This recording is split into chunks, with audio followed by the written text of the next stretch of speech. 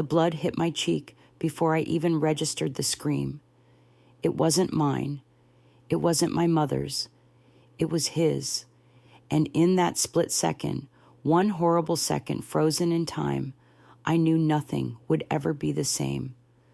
The blood, warm and metallic, clung to my face like a cruel mark of truth.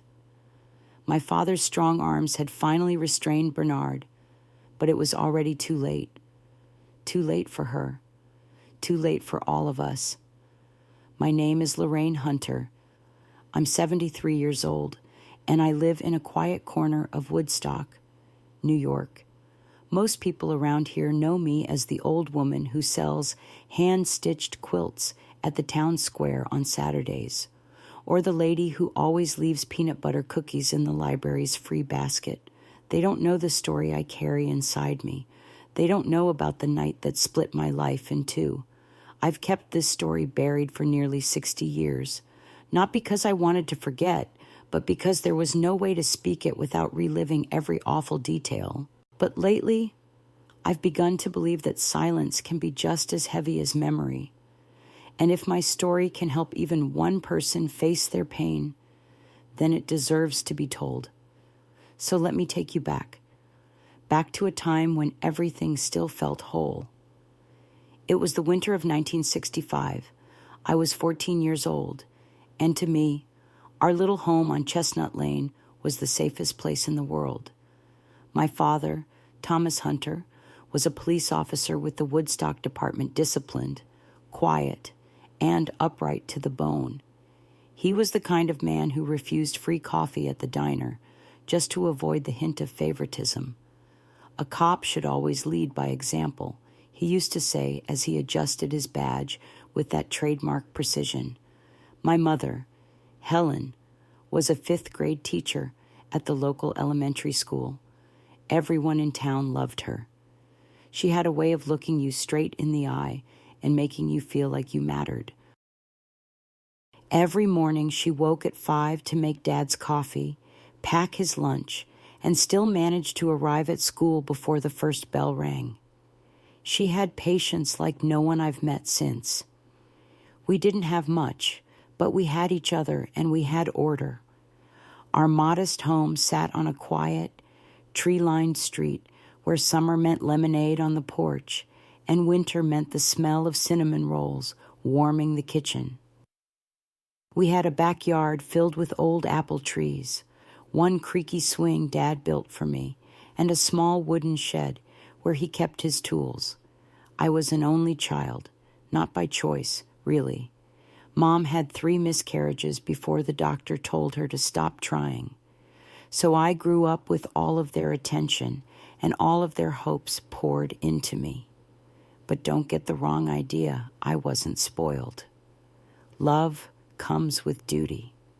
Mom always reminded me as I swept the kitchen or folded laundry after school. I went to the same school where she taught, which meant I couldn't get away with anything. If I so much as rolled my eyes at a teacher, she knew before I got home. Our weekends were always the same, and I cherished that routine. Saturday mornings meant the farmer's market downtown and a visit to my grandmother's house near the edge of town. Sundays were sacred church in the morning, spaghetti for lunch, and a visit from Dad's police buddies and their families in the afternoon. It was a simple life, humble but full of warmth. I didn't know it at the time, but those days were a kind of magic, a bubble of innocence, and like all bubbles, it was bound to burst. If I close my eyes now, I can still hear the sound of my mom humming while she stirred the sauce, my dad whistling as he polished his boots. I can still feel the tickle of the wind through the bedroom window and the soft flannel of my favorite pajama top. And I can still see the way my parents looked at each other, like 2 people who truly believed they were building something good. It was that winter, bitter and windswept, that everything began to unravel. And it started, as so many tragedies do, with a single decision made from the heart, a decision that changed the course of our lives forever. That's when Bernard came into the picture. It was January 1966 when Bernard first stepped into our lives. That day, the wind howled through the trees like an animal in mourning, the kind of cold that slips through your coat and settles into your bones. My father came home later than usual, snow crusted on his boots and a strange look in his eyes, something between sorrow and determination. He barely spoke as he took off his uniform coat and sat at the kitchen table. Mom placed a bowl of stew in front of him and sat across, wiping her hands on her apron. I hovered nearby, curious. There was a call on the south end. Dad finally said, spooning the thick broth with a slow, distracted hand. Drug bust. The mother's being held for trafficking. No one knows where the father is. Mom frowned but said nothing. There was a boy there, 16, thin as a broomstick, quiet, scared, but polite, too polite for what he's been through. He's going to get tossed into one of those state shelters by morning. I still remember how gently Mom reached across the table and touched his hand. What are you thinking? Thomas. He didn't answer at first, just stared into his bowl as if the answer were hidden at the bottom. I was thinking, maybe we could bring him here. That silence that followed was heavy. I felt it in my chest like a held breath. To visit, Mom asked. To stay, Dad said, lifting his eyes to hers, just for a while, until he finds a better place, maybe longer. Mom didn't answer right away. She glanced at me, then back to him. Thomas, we don't know anything about him. He's 16, I know, he said, but I saw something in him. He's smart. He wants to be something. He just needs a chance. Mom sat back. Her lips pursed. She wasn't saying no, but she wasn't saying yes either. And so began the discussion that lasted late into the night. I was mostly quiet, sitting with my knees tucked up to my chest on the living room rug, while they went back and forth at the kitchen table. Words like responsibility, safety, and trust floated through the air. Eventually, she said, let's meet him. Just meet him. One meal. A week later, Bernard came to lunch. I remember peeking through the frosty window as Dad's car pulled up the driveway. A tall, thin boy stepped out. He wore a worn gray coat too small for him and carried a paper bag folded at the top. His hair was neatly combed, and he looked around as if he wasn't sure this was real. When he entered the house, he did so like he was stepping into a cathedral, carefully, respectfully. His brown eyes flicked across the living room furniture, the fireplace, the clock ticking softly on the mantel. His expression wasn't quite awe, it was more like reverence, like he was afraid that if he touched anything, it would vanish. Mom welcomed him warmly. You must be Bernard. I'm Helen. This is Lorraine. Ma'am, he said, nodding. Miss. His voice was soft, with a touch of something southern in it. Mississippi. Maybe. I noticed the way he didn't look directly at anyone. His eyes stayed down, his back slightly hunched, like he was trying to take up less space. We sat down to eat. Roast chicken, mashed potatoes, green beans, cornbread. Bernard took small bites, chewed slowly, as if he was afraid the food might disappear. Every time Mom passed a dish, he hesitated before accepting it. Thank you, ma'am, he said more than once, almost like a reflex. You can have more if you're hungry, Mom told him gently. There's plenty. He looked up and gave the smallest smile I'd ever seen. Yes, ma'am. Thank you. That smile changed him. For a brief moment, the tiredness melted from his face, and I saw a glimpse of a boy not beaten down by the world, just a boy. After lunch, Bernard helped Dad bring in firewood from the shed.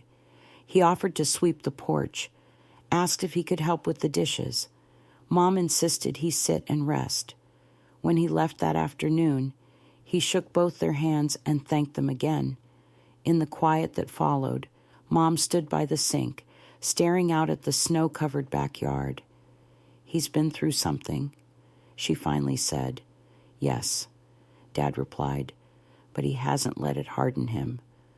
The next Sunday, Bernard came again, then the next. Slowly, he began to spend more time with us, helping Dad clean tools in the garage, asking me questions about school, occasionally helping Mom chop vegetables in the kitchen. He told us he wanted to be a mechanic, said he liked figuring out how things worked. He kept a small notebook filled with diagrams, engines, pulleys, gears. Dad found a local auto shop willing to take him on Saturday mornings. Bernard came home with grease on his hands and a light in his eyes. "Mr. Allen said I have potential," he told us proudly. 3 months after that first lunch, the papers were signed.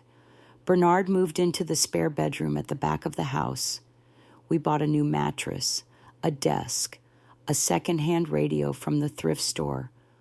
Mom baked a chocolate cake with "Welcome Home, Bernard," written in blue frosting. He cried when he saw it. Not just teared up, he cried, full-bodied. "No shame. I never had a real room before," he said, looking around. "I never had a bed that was just mine." That night, my parents stayed up late talking in hushed voices. I listened from the hallway. I couldn't catch every word, but I heard this: "I think he's going to be good for us." Dad said. Mom didn't respond right away. Then, softly, "I hope so." I returned to my room, unsure what to feel. A part of me was curious. Another part, something small and tight in my chest, wasn't sure. Not yet, but I wanted to believe. I wanted to believe we had done something good. I wanted to believe he was the brother I never had. And for a little while, I did. At first, it was just little things. Bernard had been living with us for nearly a month when I noticed the way he looked at my mother. It wasn't obvious. If you didn't know what to look for, you'd never catch it. But I did. It was in the way his eyes lingered just a second too long when she bent to pick something up or when she leaned over the sink, rinsing dishes. It wasn't the look of a son admiring a mother figure. No, it was possessive, almost hungry. One morning, I caught it clear as day. I'd come downstairs early, unable to sleep. The sun hadn't yet come up, and the kitchen lights cast a warm yellow glow against the walls. Mom stood at the counter, humming as she poured hot water into the percolator. Bernard was already there, standing quietly across from her, his hands folded in front of him. "You didn't have to get up this early." "Bernard," she said with her usual sweetness. "I like it," he answered. "I like being alone with you." My stomach twisted. Something about the way he said it, it wasn't right. "Mr. Thomas and Lorraine, they don't understand you like I do," he added in a voice too soft to be innocent. Mom gave a polite laugh. "That's silly. We're a family." There was a beat of silence before Bernard said something I would never forget. "I didn't have anything before. Now I have you. Not you all. Not this family. Just you." When I stepped into the room and greeted them like nothing was wrong, Bernard's expression shifted instantly. The softness vanished. His mouth curled into his usual tight smile, and his voice brightened like a stage actor slipping into character. "Morning. Lorraine. Want some coffee?" He reached for a mug and poured carefully. Too carefully. His hands were shaking. I accepted the cup, but my mind was racing. That look I saw just for a second when he realized I had overheard. It wasn't embarrassment. It was anger. That day at school, I told Susan, my best friend, what I saw. She laughed at first. You're just jealous. Lorraine. Jealous, I blinked, of what he's getting a lot of your parents' attention. It's normal to feel weird when someone new shows up, especially someone your age who's trying to fit in. Maybe she was right. Maybe it was just sibling tension. But the strangeness didn't stop. One afternoon, Mom mentioned at dinner that she couldn't find her favorite lipstick, then a scarf, then a framed photo of herself from college. Small things, personal things, nothing that would have raised alarm on its own. But together, it felt off. Every time she mentioned something missing, Bernard was the first to offer help. Always concerned, always attentive. I'll look for it. Mrs. Hunter, he'd say, eyes wide and voice full of sympathy. Too perfect. One Thursday in March, I got sent home early after fainting in gym class. Nobody expected me back so soon. The house was quiet. Mom was still at school. Dad wouldn't be home until 6.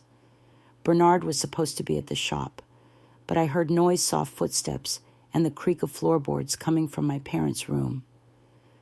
I moved quietly down the hallway, heart pounding, and slowly pushed the door open just a crack. Bernard was inside, lying on their bed.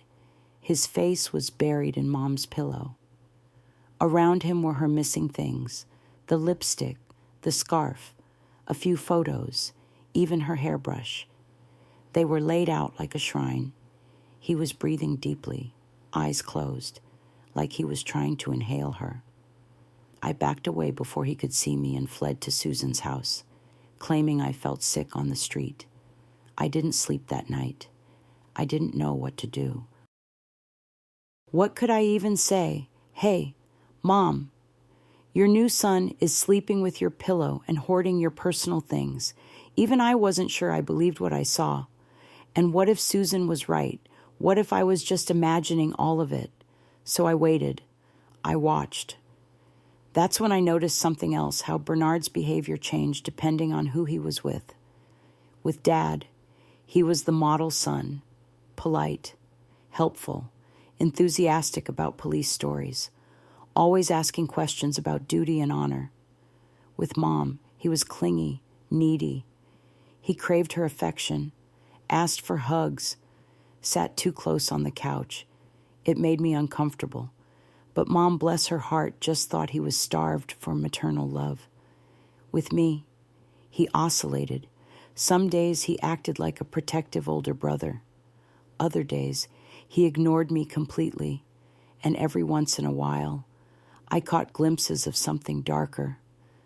A flash of anger when I got praise at school. A clenched jaw when Dad ruffled my hair at the dinner table. One night, after I aced an English exam, Mom bragged about it to Dad at dinner. Bernard smiled. But under the table, I heard a loud snap. He'd broken his pencil in half. And then there was Romeo. Romeo was my cat. He followed me everywhere, slept at the foot of my bed, and purred like a lawnmower every time I brushed his orange fur. One morning, I found him lying motionless under the apple tree, dead. There was no blood, no wound, just his small body curled unnaturally in the frost. Dad said maybe he'd eaten something bad. Bernard, standing beside me, put a hand on my shoulder. Cats are like that, he said softly. You never know where they go or what they get into. His tone, it wasn't comforting. It was flat, cold, and there was a flicker in his eye, something amused. That was when I felt it for the first time. Not discomfort, not confusion, fear, I wish I could say that was the moment I told my parents everything. I wish I'd stood up and screamed the truth. But I didn't. I stayed silent, trapped between doubt and dread.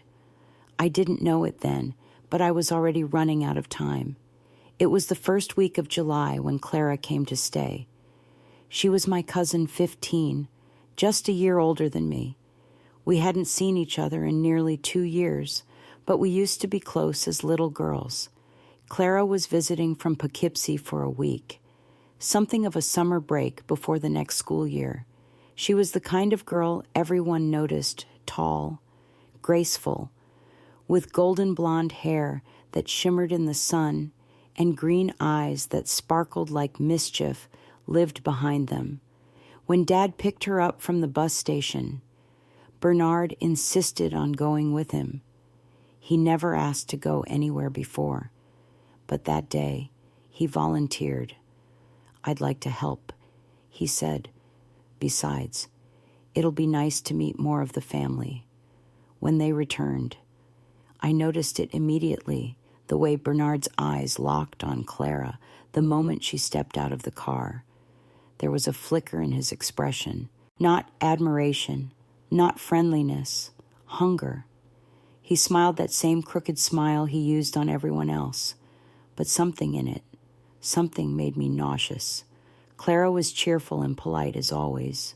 She hugged me tight, complimented Mom's cooking, and helped dry the dishes after dinner. But by the second day, I noticed her avoiding Bernard. At first, I thought I was imagining things. Maybe she was just shy around strangers. But then she started asking to sleep in my room instead of the guest room. "You don't mind, do you?" she asked softly that night, brushing her hair at the vanity we shared. I don't like that room." I turned toward her. "Why not?" She paused, staring at her reflection for a beat too long. "Lorraine, your brother's kind of strange, isn't he?" My stomach dropped. "What do you mean?" I asked, keeping my voice low. "He watches me," she whispered, "when he thinks I'm not looking. Yesterday, I came out of the bathroom and he was just standing in the hallway. Staring, I thought of Romeo. I thought of the broken pencil. I thought of the pillow and the scarf. And now Clara. Did he do anything?" "No," she said quickly. "He hasn't touched me, but it's the way he looks at me, like he's trying to decide something." That night, I didn't sleep at all. The next morning, Clara told Mom she'd received an urgent call and needed to go home early. It was a lie. I could see it in her face, but no one questioned her. Dad was disappointed, but understanding. Mom offered to take her to the station. Clara hugged me at the door, her arms trembling. "Be careful, Lorraine," she whispered into my ear. When I turned to look at Bernard, he stood at the top of the stairs, watching her leave with a scowl barely hidden under that same polite smile. When the door shut behind her, I saw him ball his fists before disappearing into his room. That night, I heard something, rhythmic thumping, like fists hitting dry wall. I crept down the hallway and stopped at his door. The sound came in bursts, 3, 4, 5 hard punches followed by silence. Then again. The next morning, his knuckles were red and scraped. He said it happened at the shop, but Mr. Allen hadn't seen him all week. I told Susan everything. This time, she didn't laugh. "I think you need to tell your parents," she said quietly. "I've tried. Dad says I'm overreacting." Susan paused. "Then tell your mom." I wanted to. I did. But Mom had been looking so tired lately. The school year had worn her down, and the summer classes she volunteered to teach weren't helping. She came home drained every day, her shoulders sagging and her voice hoarse. Still, I decided I'd try. I waited for a quiet moment in the kitchen while she was icing cupcakes for the church fundraiser. "Mom," I began, "can I ask you something?" "Of course, sweetheart." I hesitated. "Do you ever or Chin feel uncomfortable around Bernard?" She turned toward me, brows furrowed. "What do you mean? I don't know. Like, do you ever feel like he's too close? Too intense?" She wiped her hands on a towel. "Lorraine, what's going on?" I opened my mouth, but the words tangled. It all sounded ridiculous when I tried to explain it. Feelings, glances, missing objects, the way he looked at Clara. It sounded like gossip, like teenage paranoia. I don't like the way he acts sometimes. I finished lamely. She looked at me for a long moment. "He's had a hard life, baby. We knew there'd be bumps." I nodded. "I know, but what if it's more than that?" Her lips tightened. "We'll talk to your father tonight." But we never did. That evening, Bernard was the perfect son. He offered to dry the dishes, told a joke that made Dad laugh, complimented the meatloaf like he was at a 5-star restaurant. I saw it the way Mom looked at me across the table. Her expression said, "Are you sure?" Maybe I wasn't. Until he cornered me in the hallway. It was late, nearly midnight. I'd gone to the kitchen for water. As I turned the corner near the staircase, he stepped out of the shadows like he'd been waiting for me.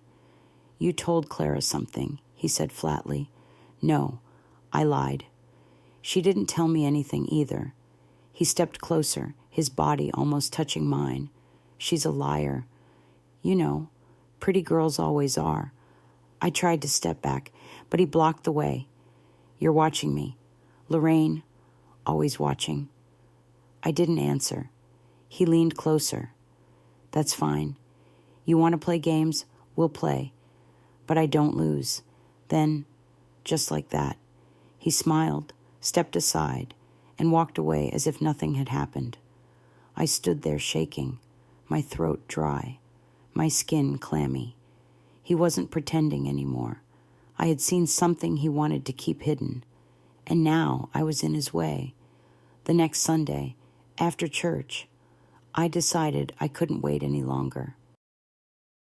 Dad and I had always been close. I was his little deputy, the one he taught how to fish, how to tie a proper knot, how to keep your head clear in an emergency. I thought no. I knew he'd listen to me. So I waited for a moment when it was just the two of us. Mom had gone to visit her friend Ruth, and Bernard was supposedly at the library studying for a history test. Dad sat in his recliner, reading the Sunday paper, his coffee cooling on the table beside him. "Dad," I said, my voice trembling despite every attempt to sound calm. He looked up. "What's up?" "Kiddo, I need to tell you something." "About Bernard." He folded the paper and placed it on his lap. "All right." I stood in the center of the room, hands clenched, trying to keep my breath steady. Then I told him everything, not just the way Bernard looked at Mom or the shrine of missing items I saw on their bed. I told him about the encounter with Clara, the threats in the hallway, Romeo, the bruised knuckles, the eerie change in behavior depending on who was in the room. Dad's face went from relaxed to still, then from still to tense. His brows pulled together, his jaw tightening. When I finished, he sat back and exhaled through his nose. "Lorraine, that's a lot. I know," I said quickly, "but it's all true. I swear it. There's something wrong with him." He didn't respond at first. Then he leaned forward, elbows on knees, rubbing his temples. "Sweetheart, Bernard's had a hard life. Abandoned. Bounced around foster homes. He's trying to adjust. But this isn't just adjusting. Dad, he's not safe. You said he hasn't hurt anyone, right?" "Not yet," I whispered, That made him look up. He studied me for a long time, and I felt like I was being interviewed by the detective part of him, not the dad I knew, but the officer trained to weigh credibility, motive, risk. He sighed deeply. Look, I'm not dismissing what you're saying. I think maybe some of this could be misunderstandings. You're 14. Emotions run high. It's normal to feel protective. I felt like I'd been slapped. Dad, you don't believe me. I didn't say that. Yes, you did. You just don't want to believe it. He stood, suddenly looking older than I'd ever seen him. It was my idea to bring him here. Lorraine. I saw a kid who needed a chance. Your mother and I took a leap of faith, and now it's backfiring. Please, he said gently. Just give it time. Keep some distance. If that helps, I'll talk to him. That's not good enough. I snapped. My voice cracked, and I hated how it made me sound like a child. But I wasn't a child anymore, not after everything I'd seen. I turned and left the room before he could say anything else, tears stinging behind my eyes. That night at dinner, Bernard was all charm again. He complimented the pot roast, thanked Mom for helping him study. Not once did he look at me, but I felt the tension beneath the surface, like a power line stretched to the point of snapping. Afterward, when Dad and Bernard went outside to check on the shed, I heard their muffled voices. I pressed my ear to the window. Just be mindful, Dad was saying. Lorraine's feeling a little on edge lately. I think the school year's been stressful. Bernard's voice followed, smooth and soft. Of course, sir. I'll keep my distance if she wants. I don't want to make anyone uncomfortable. He was too good at this, too quick to play the victim, to shift the narrative. When they came back inside, Bernard gave me a little nod, as if to say, I know what you did. And the worst part, so did Dad. Later that night, as I brushed my teeth, Bernard appeared in the hallway. He leaned against the doorframe of the bathroom, arms crossed. So, he whispered, you talked to him. I didn't answer. I told you not to. My grip tightened on the toothbrush. He won't believe you. He wants me here. You think you're smart, Lorraine, but you're just a scared little girl playing detective. You're wrong, I said quietly. He's starting to see it. He smiled. You keep telling yourself that. Then he turned and walked away. That night, I locked my bedroom door for the first time, and still, I barely slept. The next few days passed like a bad dream. Bernard hovered more than usual, appearing suddenly wherever I was in the hallway, outside the bathroom, on the porch when I stepped out for air. His presence was like a storm cloud that followed me from room to room, and I could tell he was testing how far he could go, watching for cracks. One afternoon, I walked past his room and noticed the door slightly open. Inside, he was standing by his dresser, shirtless, staring into the mirror. His back was turned, but I could see red lines down his spine. Scratches, welts, I couldn't tell. He was whispering something low and rhythmic over and over again like a prayer or a chant. I stepped back before he could see me. I didn't tell my parents. What was the point? The house no longer felt like a home. It felt like a trap. And somewhere inside me, I knew the clock was ticking. November 17th, 1966. I will never forget that date. Not because I want to remember, but because I can't forget. It lives inside me, etched into every part of who I am. That was the day everything fell apart. The morning began like any other. Mom was running late. She was frazzled about a parent-teacher meeting at the elementary school. I watched her rush around the kitchen, still in her blue linen dress, brushing crumbs from the counter while balancing her coffee and her clipboard. Lorraine, can you grab my purse from the hall table? I did. She smiled, kissed my cheek, and said, I'll be home early tonight. We'll watch that silly movie you like. She walked out the front door, her heels clicking on the porch, her breath visible in the cold November air. I pressed my hand to the window as she disappeared down the street toward the bus stop. That was the last time I ever saw my mother alive. That afternoon, school was let out early for an unexpected staff assembly. I walked home, humming a tune I couldn't place, the weight of my backpack lighter than usual. It was just after 2 or p.m. when I turned the key in our front door and stepped inside. Silence. Not the normal kind, the quiet that comes when everyone's out and the house is still resting. This silence was different. It was thick, oppressive, as though the walls themselves were holding their breath. And then the smell, faint, metallic, familiar in the way a memory you don't want resurfaces without warning. Blood. I called out, Mom, Dad. Nothing. The house was dim, the air cold. I walked slowly down the hallway. My sneakers made no sound on the carpet. The door to my parents' bedroom was slightly ajar. A sliver of warm light spilled into the hallway, as if something inside still burned.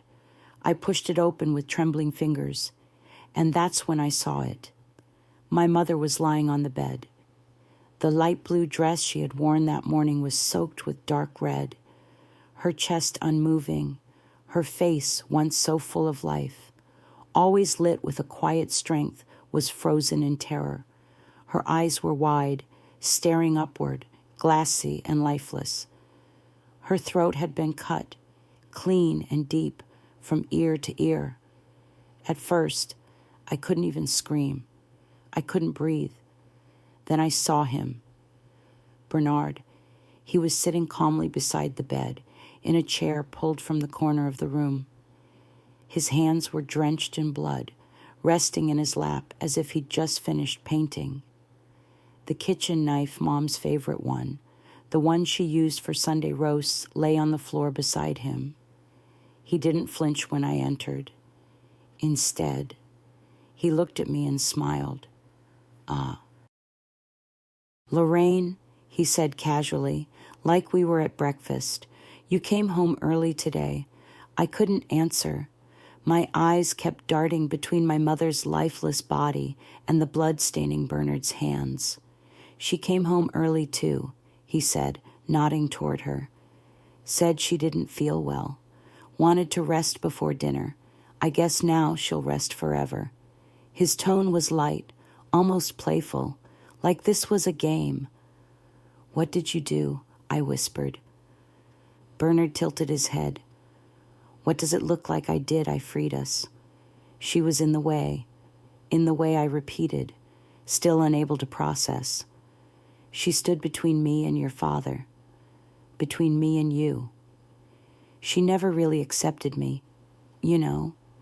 She was possessive, controlling, always acting like she was better than me, but not anymore. I backed up toward the door. He stood. I'm sorry. Lorraine, I really am. I liked you. I thought maybe we could have been happy.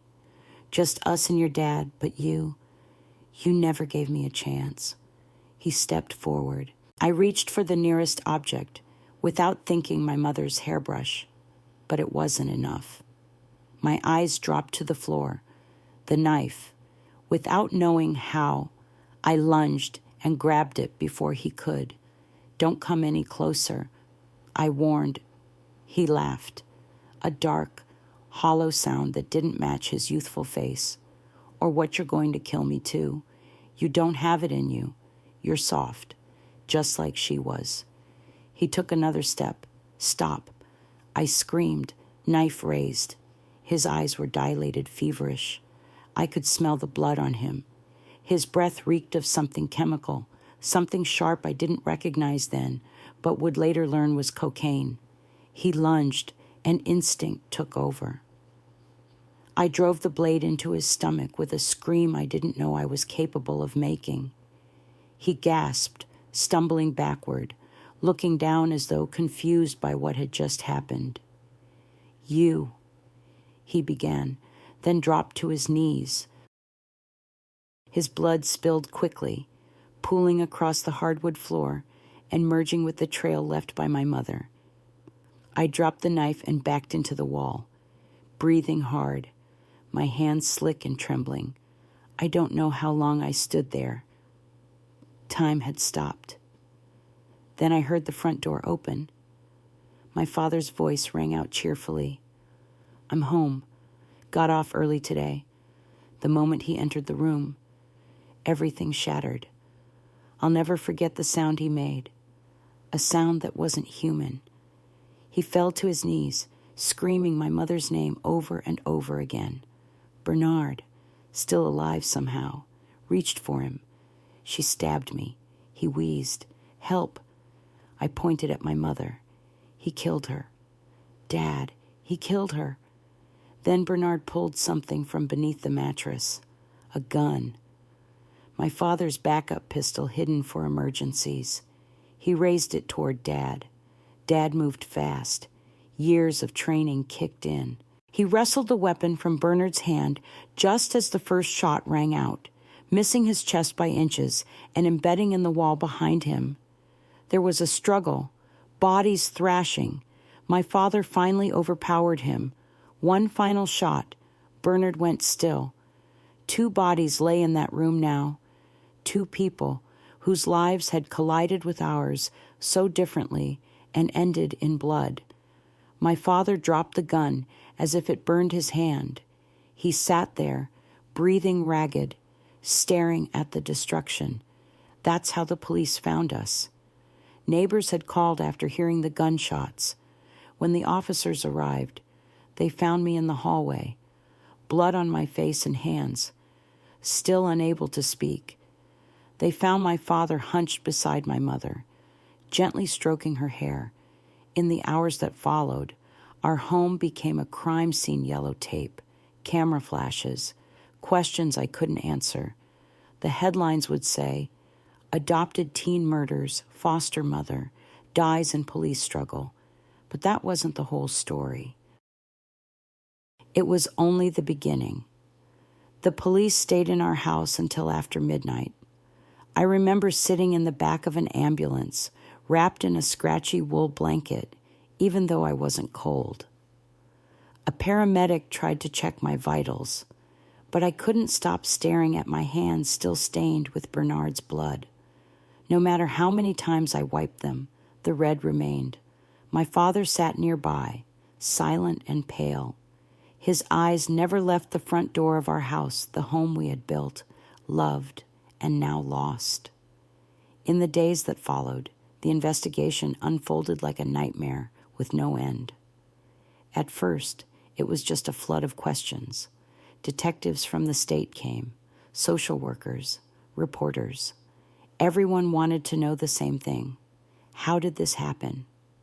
And slowly, the truth about Bernard unraveled thread by thread until the picture it revealed was far more terrifying than anything we could have imagined.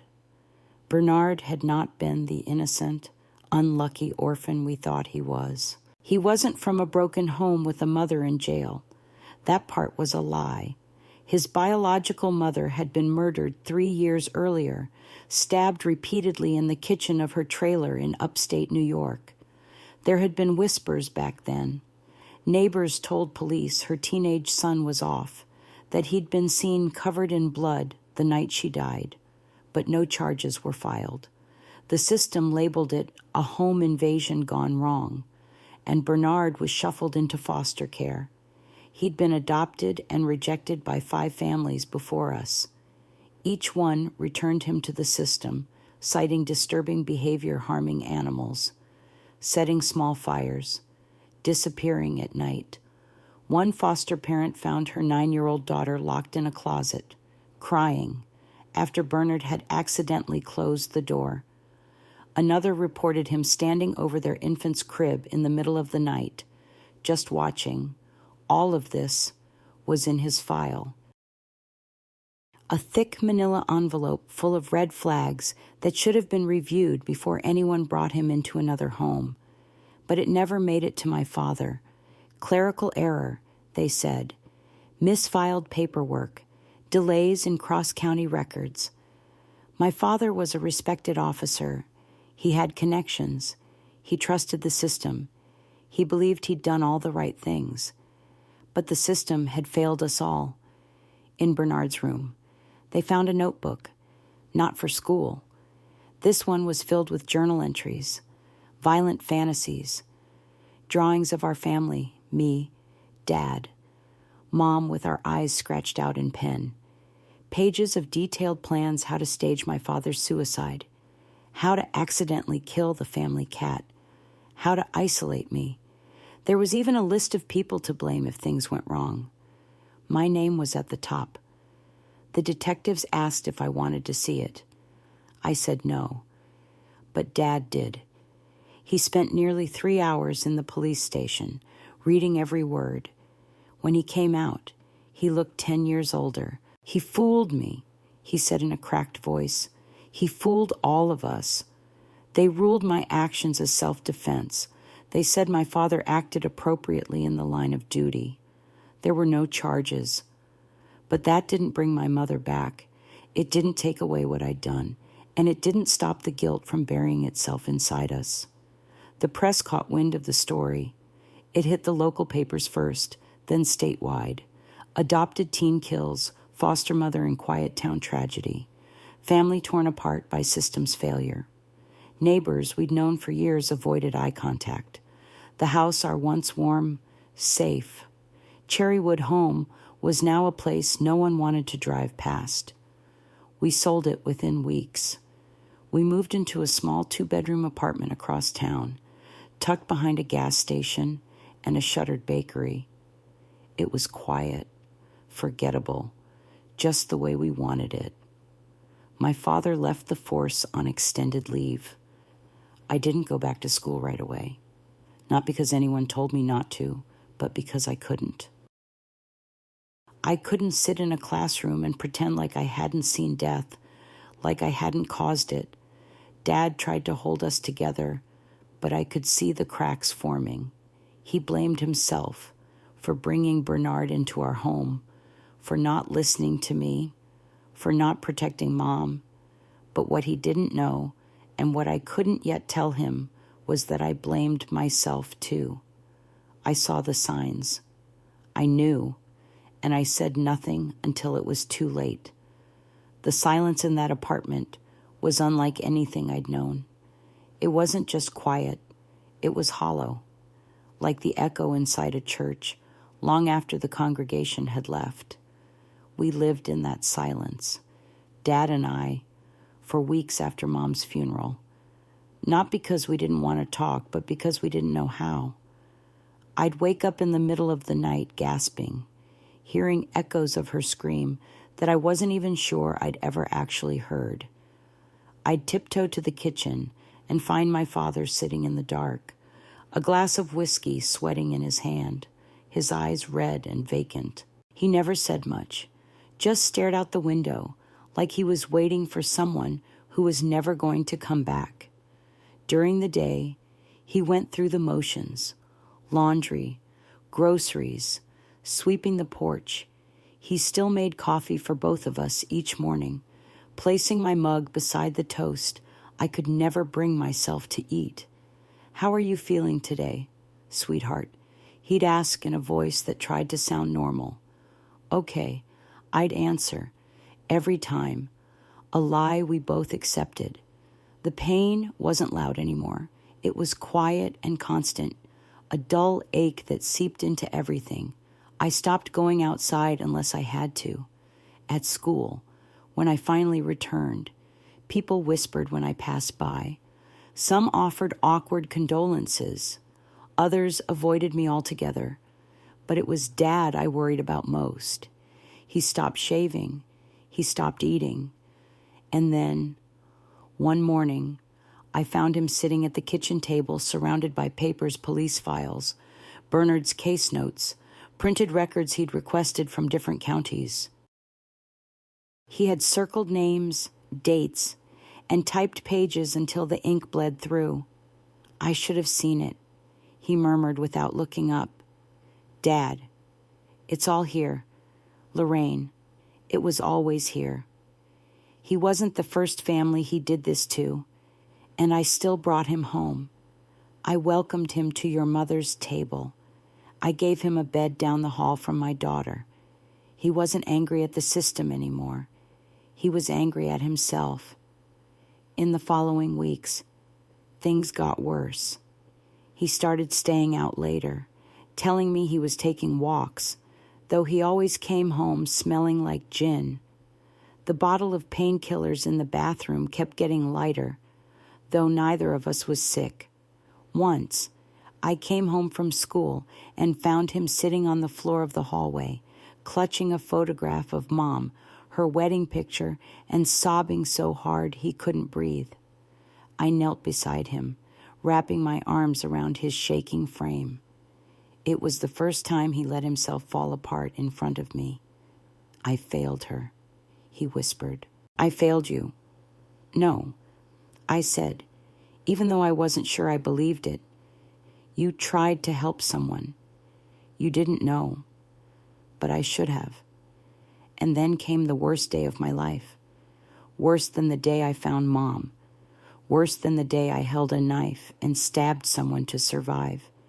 It was the day I came home and found the bathroom door locked. I called for him. No answer. I knocked. Nothing. I pounded the door until my hands hurt. Still nothing. So I did the only thing I could think to do. I ran to the kitchen, grabbed the emergency screwdriver from under the sink, and jimmied the old lock until it popped. What I found still wakes me up some nights. My father was in the bathtub, fully clothed, his wrists slit, water red around him. A single candle burned on the counter. The radio was playing an old Elvis song. For a few horrible seconds, I thought I was too late. Then I saw the slight rise and fall of his chest. He was still breathing. I screamed for help, calling 911 with hands slick and trembling. I pressed towels to his wrists and begged him to stay awake. Please, Daddy, please don't leave me. Not you, too. At the hospital, they stabilized him. The doctors said he would recover physically, but the emotional damage, that would take time. He spent 2 weeks in a psychiatric unit. During that time, I stayed with Susan's family. Her parents treated me like a lost child who had stumbled onto their porch and didn't know how to ask for help. They never pried, just offered me warm meals, soft blankets, and quiet kindness. When Dad was discharged, he came home with a bottle of antidepressants and a schedule of therapy appointments. But something in him was still broken. He apologized again and again. I wasn't thinking about you, Lorraine, he said one evening, voice low with shame. I just wanted the pain to stop. I thought you'd be better off without me. I took his hand. No, I said. You're all I have left. Don't ever leave me like that again. And for the first time since that bloody November afternoon, he looked me in the eye. I promise, he whispered. I'll try. Healing didn't come all at once. It came in fits and starts like spring in upstate New York. A warm day followed by snow. A burst of sunlight followed by gray skies again. But slowly, painfully, my father and I began to climb out of the hole we'd fallen into. After his hospitalization, Dad committed to his therapy. Twice a week, he sat with a kind but firm woman named Dr. Evelyn Parks. He didn't like it at first. He said it made him feel exposed, ashamed, but he kept going because he had promised me he would, and I started therapy too. Dr. Evelyn recommended someone for me, a trauma counselor who specialized in adolescent grief and PTSD. Her name was Marcia Delgado. She wore thick-rimmed glasses and had a soft, unhurried voice that made me feel like I could breathe again. In her office, I could finally say the things I hadn't said aloud. I still see him when I close my eyes. I miss her so much I can't think straight. I hate myself for surviving when she didn't. And one day, trembling, I stabbed someone, and I can't decide if I regret it or not. Marcia never flinched, never judged. She listened, and little by little, I let go of the shame I'd been carrying. At home, things were still fragile, but we tried. On Sundays, we made pancakes just like Mom used to. Dad burned the first few. I spilled the syrup once and cried over it like it was the end of the world. But we laughed through our tears, and that laugh felt like a rebellion against everything we'd lost. We went back to church, too. Not every week, but enough. The pastor never mentioned the headlines or the tragedy. He just nodded at us when we walked in, like we belonged. That small gesture meant more than I can explain. Susan remained my anchor. She'd come over after school with chocolate bars and gossip from class, pretending life was normal until I started believing parts of it were. Her family became a second home. Her dad, Charles, even helped fix the leaky pipe under our kitchen sink one Saturday, like it was nothing at all. By the time spring rolled in, I started thinking about the future. One afternoon, I told Dad I wanted to go to college. He blinked. Really? Yes. I said, I want to study psychology because of what happened, because I want to help people the way Marcia helped me. He looked down at his hands. Your mother would have been so proud of that. I know, I whispered. So would you. He reached across the table and squeezed my hand.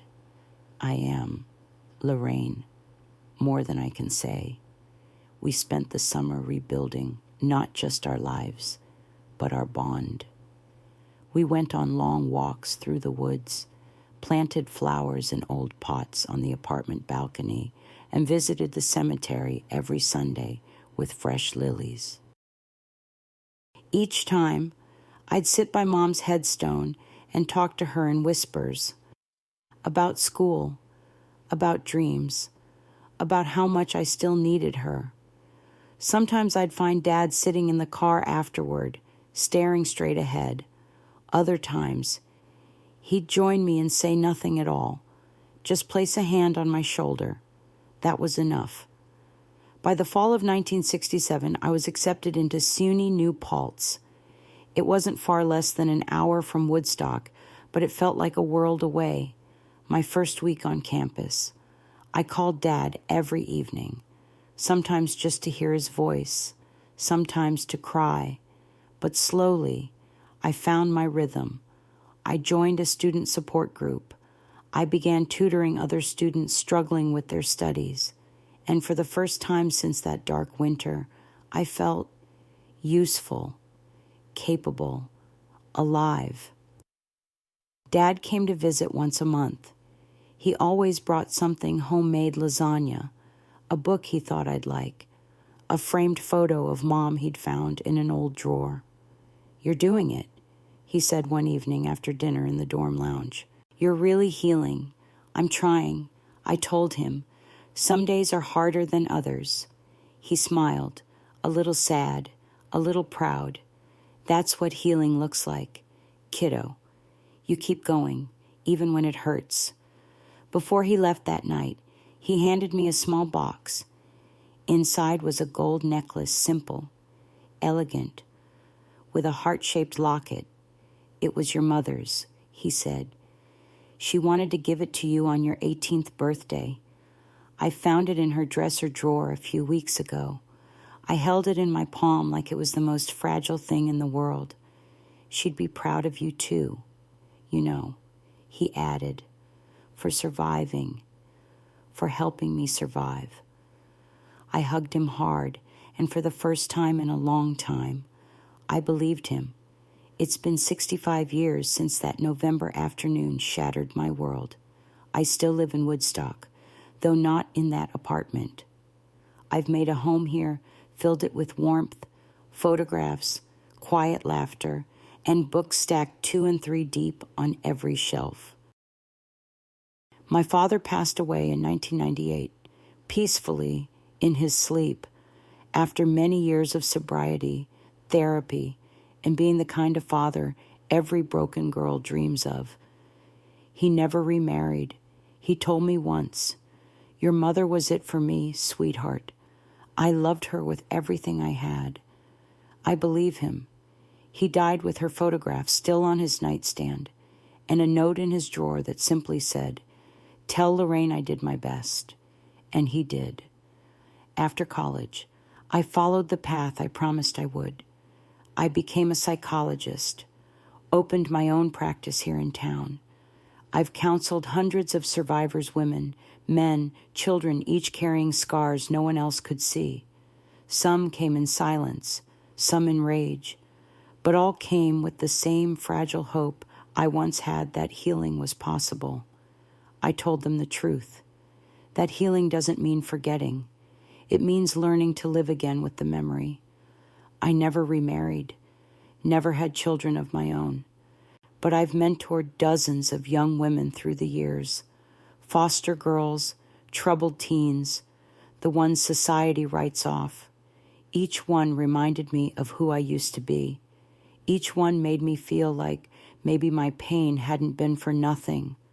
I still wear my mother's necklace every day. And on the first snowfall each year, I visit her grave with a thermos of hot cocoa and a yellow lily. I sit there in the quiet and whisper all the things I still wish I could say, that I made it, that I helped others make it too, that I never let Bernard's darkness become my own. You see, when you survive something like that, people expect you to be grateful, to move on. But no one tells you how heavy it is to carry survival when you've lost so much in the process. What I've learned, what I hope you take away from my story is this: you are not defined by the worst thing that ever happened to you. You are not your scars. You are not your shame.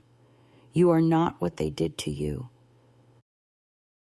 You are the breath you chose to take the morning after it all burned down.